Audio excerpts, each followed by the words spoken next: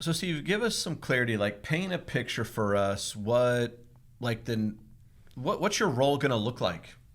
Well, it's a fancy title, baby. Yeah, come on. I got more words in my title. I feel like a War and Peace or something like that, right?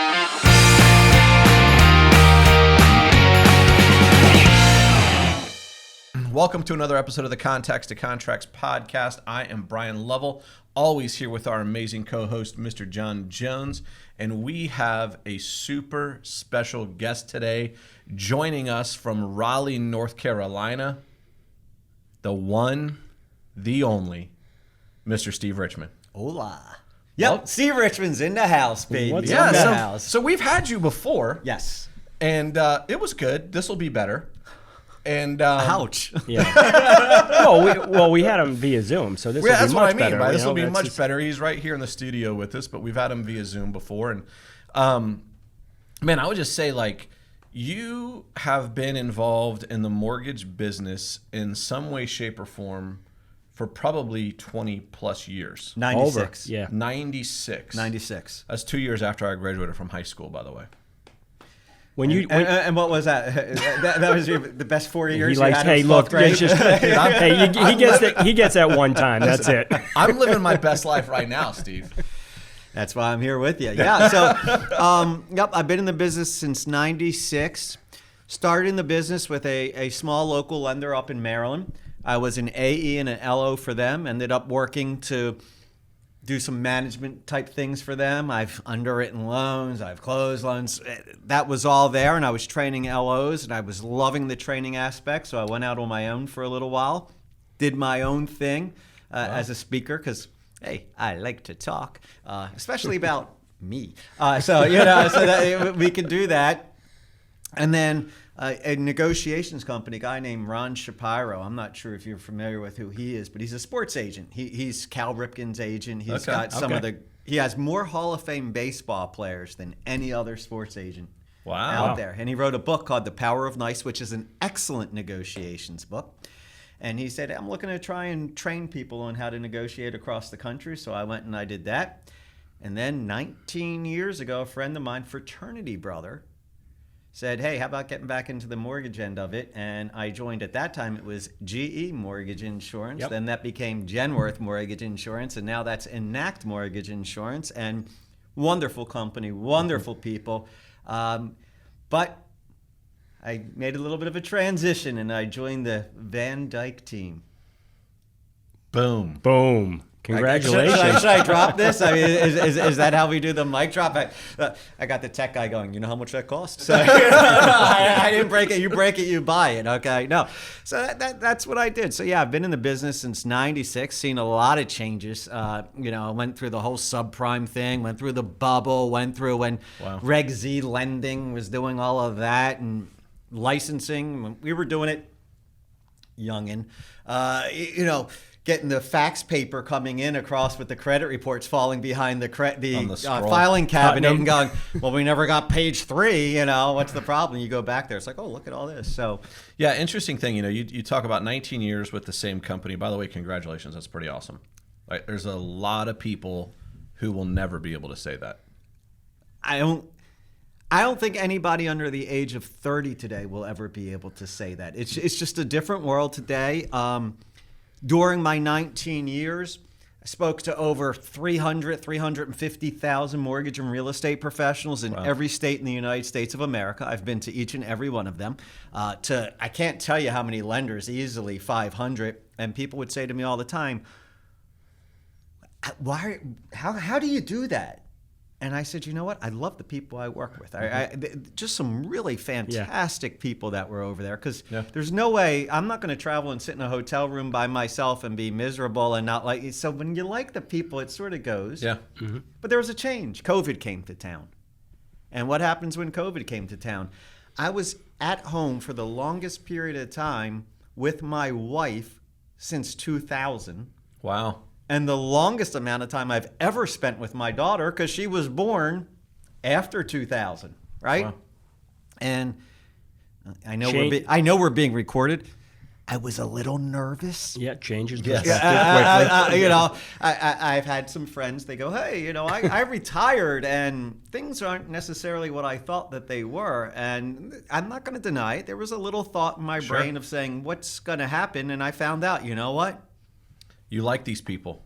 More than that, I love them. And guess what? I They can sort do of this. like me Yeah. too, right? My scare wasn't, am I going to like them? It's like, Are they going to be able to put up yeah, a whole lot of going on Secretly, here. they're Yeah. a little relieved that you're in Tampa. They're like, they're going, so when Dad's are you gone going again back for on a the couple road? days. Back on the road, right? So, but that was a point of, you don't realize when you're stuck in traffic every single day and it takes you an hour to go for 12 miles. It's like, that's just normal. Going to a different Yeah, it's your routine, your habits. Yeah.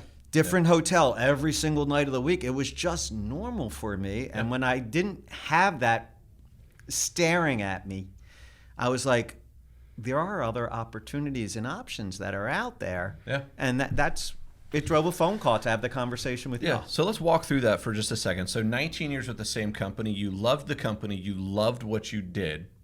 Were you traveling the whole time, 19 years? Or Yeah. did that ramp up at some No, point? it Or was actually, that- I've been traveling from back when I was doing the negotiations. So Okay. that really, actually on my own is when I started it. So I guess that was probably about 2000, maybe 1999. I've been on the road. I'm a million miler with American Airlines. I have at Hilton, I'm executive platinum for life. Yeah. Yeah, they like him when he walks in the door. Yeah. Oh, they called me 3 times during COVID to say, are you coming Come back? back. When's Please. it opening Yeah. back up? Right. Yeah. So after 19 years, you're with a company you love what you're doing. What was going through your mind that kind of made you decide, hey, I want to take a look at what are some other opportunities? And then probably the follow-up to that is why the step that you made? I was looking for a challenge to be able to do something different. One of the people wrote something to me that I thought was really, really nice on Facebook when I announced. So on Facebook, I listed 19 years, 13 managers, 50 states, boom, boom, and laid it all out. And I don't remember who it was. I think it was my friend Teresa Howell, but I'm not positive. I'd have to go back and look.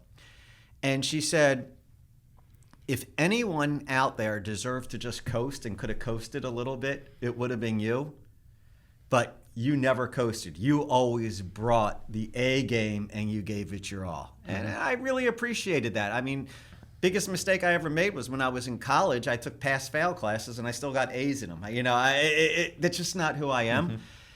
And I found that doing what I was doing, I was like, it's time for a new challenge. I've done this for 19 years, and quite frankly, I had mastered it. And it was, how do I get into something that's a little bit more diverse, more collaborative, instead of just being in, this is my neck of the woods and this is what I'm responsible for. How do I sort of a big picture that out there? Mm-hmm. And that was a piece of it. And the industry's changing, don't get me wrong. And so I was like, I think this could be a really neat challenge, which then goes to the second question. Well, why us? Yeah. And I already told you my career. I've been in places where it's had under 10 people. And I've been in places that's had thousands of people. I've been Fortune 500, and I've been, small. And for me, I'm not saying for anybody else, because all I know is me, and I'm not even a master of me, but I'm trying to learn every day about me. I'm a pretty hyper guy. Newsflash, right? I'm a pretty hyper guy, and I'm somebody who likes to collaborate and talk. So big time procedures, big time processes, that can stifle me a little bit. Yes, for sure. But I also can't go somewhere where it's just a free-for-all. I still need that professionalism. I still need, hey, this is the goal that we're driving towards. And what I realized was some companies, I'm never going to say this one, that one, but when you get really, really big, you can get lost in a big company. And Absolutely. the process takes over. And when it's really, really small, it's like, hey, that's a great idea, but we're too small to be able to make that happen. Mm-hmm.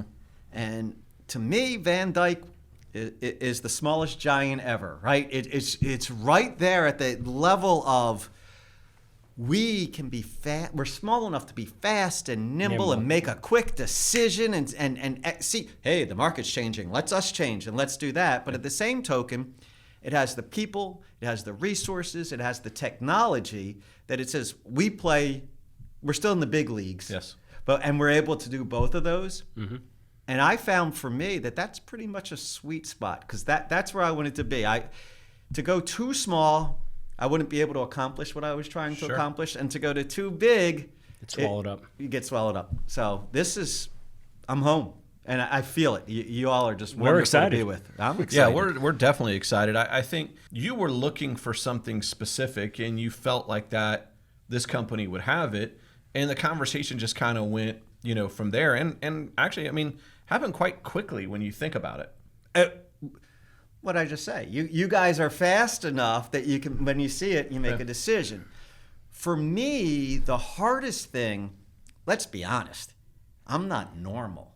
Right? I mean, I'm not a square peg going into a square hole. It's not, I need a processor, this is what a processor does. I need an underwriter, this is what an underwriter does. It's, hey, this guy's an octopus, right? He's an amoeba. He's got all these other strengths. So when we had our conversation, it really was not, this is what I want to bring to you. I interviewed you more, in my opinion, than you interviewed me. And I said, what is it that y'all are trying to accomplish? Where are you trying to go to see if there was a fit? Because it may have been we want to blow out underwriting and we need to train underwriters and work with underwriters. And I'd say, best of luck, because that's not my world. That's not my strength. But when you were saying, we really want to we're the best kept secret and we don't want to be secretive anymore, right? Yeah. Let's take that and make that VanDyk name go out there. That's where I started to get excited because I said, okay, I can see some places where we can go do that to help with the branding, to help with the strategic growth, to figure out what those next steps are. Yeah, so one of my things have always been, like I say it to our leadership team all the time, which you're a part of now, is, we're trying to create a mortgage company that everybody wants to work at and nobody ever wants to leave. And the important thing about that is you got to understand there's no finish line. Like, we're never one day going to be like, hey guys, we finally made it. We're that company. What that means is we're always going to be striving to improve, right? And be the company that everybody wants to be with and nobody ever wants to leave. And the conversation you and I were having on that day was, to your point, we don't want to be the best kept secret because we really do feel like we've got one of the best things going on. But how do you get that message? It's not always easy to get that message out there, For sure. I'm blessed in the fact that I had the opportunity to go to many, many companies, and I worked with them all, and I talked to them. You all have that wonderful, we're fun and we're professional at the same time, right? If you're too fun, you're going to have some problems. And if you're too professional, you're going to have some problems. It's that really nice mix that's sitting right there. But when you think about, we're always trying to take, what's that next step? How do we move forward? The only time you accomplish the goal and you say, okay, then we're not setting up another goal, is if you're in this to sell a company. If you go in and you say, hey, I know what I want to do. I want to sell my company for X dollars. Then I know I got there and I retire. Have a nice day. That's not what you all are. It's constantly to try and figure out, because it drives what? It drives by the customer. When I walked in, there was a sign sitting right there by the door, and it says the word customer, I think 3 times in 2 sentences. Yeah, our mission statement. Yep. Yeah. Sitting right there, and it's what you believe, it's what I believe, and that it's driving towards that customer, and I think that that's a really powerful thing to do in today's world. So Steve, give us some clarity, like paint a picture for us. What's your role going to look like? Well, it's a fancy title, baby. Yeah, come on. I got more words in my title. I feel like a War and Peace or something like that, right? So, National Director of Strategic Growth and Branding. Okay, let's break it down. National. A lot of people say, VanDyk, are they everywhere? I mean, we're 44 states. You want to go bigger? We could get bigger. We can get licensed. So it's already national. We're there. Director. That's senior leadership. That's saying, hey, it's not manager.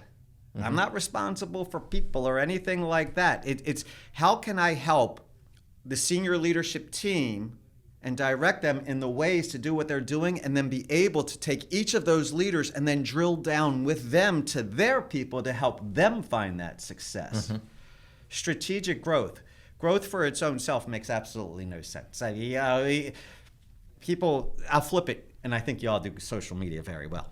I'm sorry. I think we do social media very well, right? I got to get used to that. But people, when social media first started out, I said, hey, if you want to get 1 million followers on Twitter, I can do it. No, they're not going to be the right people. They're not the people that you actually want to talk to, but I'll get people to follow you. It's strategic. And that, I think, is a big part of what we're trying to accomplish here. And then branding, that's the point of, here's the name. We're VanDyk. What do we stand for? When people start to hear the name, oh, I saw them there. I'm familiar with them, playing more of that name recognition role. Cool. Awesome. So what am I going to do that? I'm still going to be talking, okay? So we're still going to do presentations external to customers and things of that nature, and to real estate agents. Going to be working with a lot of associations. I hope to work with the associations. So associations, if any of you are listening, please feel free to contact me. But I've talked to at least through half of the state associations in my career, and I'm more than happy to try and continue to roll that out. I want to talk a little bit to national associations, things of that nature. Work with some people that I know. I don't want to drop any names right now, but I have a lot of contacts throughout the industry of how do we have partnerships that may not have been in your wheelhouse in the past, to find some new places for us to get introduced to some different people to do that. And then working with the social media and the blogging and podcasts and stuff like that. Yeah. So tell us a little bit about, in the past, and when you're doing these road shows, the presentations, like what are your topics? What do you like to talk about in front of a group of realtors? And then how does it change with a group of loan officers, or are they similar, both presentations? They are similar, but they're not identical. I've always had the mindset of I'm product placement. So what do I mean by product placement? It's when you have that one person who's holding up the Diet Coke and saying, hi, right? This is me. It's the product placement. Are you a motivational speaker? I've gotten that my entire career. I'm like, absolutely not. I'm a practical speaker. And if I can help you practically grow your business, and that's what motivates you, then yes, I'm a motivational speaker. But I'm not somebody who says, I went across the ocean in a one-man kayak and good for you. Okay, I want to be practical. I don't want to talk about kayaking. I want to talk about how you can grow your business. You did recently have a hole-in-one, though. Congratulations. I am happy about that. That was fun. Well, he's golfing 3 days a week. Got the golfer stand. So it's a practical speaker. And what we're seeing with the changes, that's how I always have new things to talk about, because the industry is it's moving at breakneck speed. Mm-hmm. And I try to keep in touch with what's going on with the industry. So is it technology? Yes. Is it the government? Yes. Is it consumer trends? Yes. Is it recruiting? Yes. Is it COVID? Yes. And what are the changes that are resulting from all of those? So I can bring that to whichever audience that we have sitting right there. So, Steve, you mentioned a number of contacts in the industry, your experiences with different associations and what have you. Just out of curiosity, like how much power do some of these associations actually have? More today than yesterday. Okay. But less than forever ago. So when I look at the development from associations is, when they started, they were a big thing because people were like, oh my gosh, let me talk to people from other companies. I want to see how they're doing it. Mm-hmm. And then when technology started to catch up, it was like, oh my God, everybody's doing a webinar. There's a new change. Sure. I got 18. Come see us free. Mm-hmm. And the association started to drift back. And some of them were really hurting. I mean, I went to many state ones that we were having dwindling participation. Now with what's happening, people want to have that touch again. They want to be face to face. They know how their company's doing it. It's not always just learning about something that's new. It's that affirmation or reaffirmation that you're doing The it. reminder. Yeah. And you're doing it right, and you're getting reminded. So there's wonderful connections that are out there. I think, weirdly enough, pleasantly, competition has become very friendly competition in our industry as opposed to cutthroat competition. And when I say our industry, I mean that for both mortgage insurance and for the mortgage industry. At the end of the day, it's just trying to get people a loan, right? How can I help you get a home and stay in that? That's what I'm trying to do, right? So it happens all the time where somebody says, hey, sorry, I can't help you, but I know so-and-so over there can. Or I'm watching it a much friendlier competition than cutthroat. The other thing where I think the associations are just critical, and if you join your PAC, Political Action Committee, because the changes that are going through in Washington, D.C. are dramatic, and you need people to be supporting what your belief is, what your cause is, what you think is truly important that's out there. And that's how you can get your voice heard. They do listen up there en masse. If the one person who writes a letter by themselves, I'm not sure how effective that is, but when you're moving with an entire industry like this, it can have a great impact. What kind of changes do you see when you allude to that? Do you see anything coming up in real estate as far as changes in Washington? Yes, but I'll change that word in Washington for you for a second. First off, there's tons of state changes that are going on. Okay. And they always say, a friend of mine told me this, he says, rookies watch the people in Congress. Professionals watch the regulators. So you have them always fighting in Congress. I'm a Democrat, I'm a Republican, I like you, I don't like you, and then fighting. Okay, well, you guys are fighting, I'm the regulator, and I'm going to write a rule, and I'm going to implement the rule. So if you really want to see what's going on, I go right into where the regulators are going. I do say one thing that is very good is, and I don't care if you're a Democrat, I don't care if you're a Republican, it's absolutely irrelevant to me. They still believe what they're doing is the right thing, and it's going to help the industry. Mm-hmm. And we're going through, we have all these forbearances that are going to get claimed, and then they're going to come due very soon. We have a lot of stuff. Unemployment, when's that going to start to catch up? When do those stimulus checks stop coming? So you have all of that, and at least this time versus the 2008, 2009, where it was just like, whoa, what just happened, right? And there's a lot of playing catch up. You have a lot of people that are trying to get out in front of this, government and political wise, to try and come up with a good solution for it. The word that I keep hearing about, and I guess it's multiple words, but it's under the same umbrella, is diversity, racial inequity, disparate impact, inequality. So I think the greatest push out there right now is not over, hey, do you think that we should change the QM rule, and are we going to have it at a 45 to have they're talking about that, and that's going to be on the regulation, because that's something it's been done. Yep. But where they're really trying to figure out, and I hear this on and on, is how do we get rid of the discrimination? How do we make greater equality? Because when I look at it statistically speaking, and forgive me if I'm wrong, but my brain wants to say that in 2020, I believe it was 82 or 83%, I forget what the number is, of first-time home buyers were white Caucasian home buyers, okay? And that number, if you look back to, I think 2000, it was 1% higher, 84%. Right. Yeah. But where you see a big difference is when you look at the first-time home buyer, only 74% are white Caucasian. Okay. So that's where you're seeing the actual growth opportunities, is in those markets that have not been served as well in the past, underserved markets. Yep.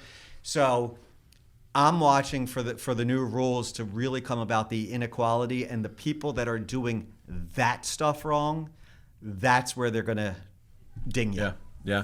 I tell you what, I would love to dig into that further. John and I just got back from a conference with the MBA here in Florida, and we watched a panel or we sat through a panel specifically on the diversity that you're talking about, and it's much bigger and much more interesting than I think you would normally think by hearing just the word diversity, because they're looking at it from all aspects, not just home buyers, but even professionals in our industry, and how are we bringing them into the industry and what it will do for our industry down the road.